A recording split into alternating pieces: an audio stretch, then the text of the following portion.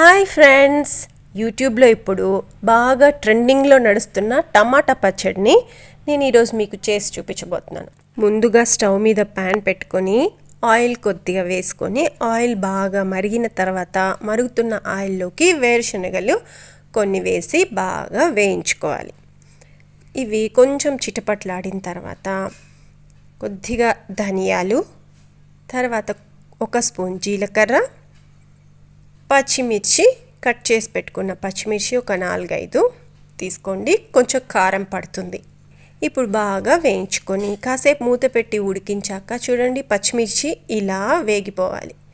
So ఇప్పుడు వీటిలన్నిటిని ఒక mixie జార్లోకి తీసి పక్కన ఉంచుతాం.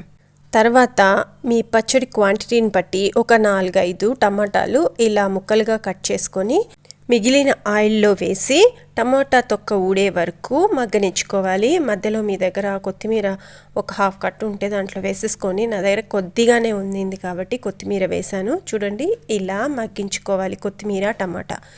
ఇక ఇప్పుడు పక్కనుంచుకున్న వేరుశనగలు పచ్చిమిర్చిలోకి కాసింత చింతపండు, తెల్లగడ్డపాయలు, రుచికి తగ్గట్టు సాల్ట్ వేసుకొని వీటిని కాస్త కచ్చాపచ్చగా మిక్సీ చేసుకోవాలి.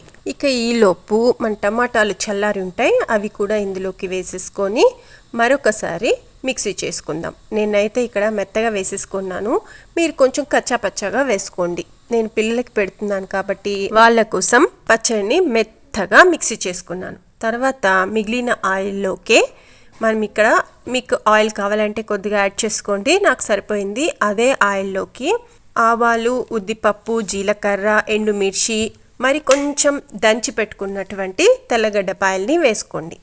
ఇంకా చిటికెడు పసుపు కూడా యాడ్ చేసి ఇలా ఉద్దిపప్పు బాగా వేగిపోవాలి.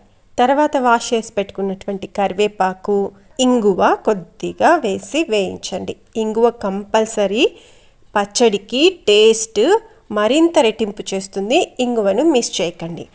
ఇప్పుడు చిన్న సైజు ఆనియన్స్ తీసుకొని మిగిలిన పచ్చళ్ళలోకి ఒక్కసారి అలా మిక్సీ చేసి వేసాను. మీకు ఆనియన్స్ ఇష్టం లేకపోతే స్కిప్ చేయొచ్చు.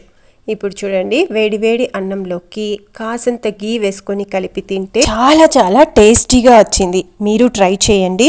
Thanks for watching. లైక్ చేయొచ్చుగా, అలాగే సబ్స్క్రైబ్ కూడా చేసుకోండి.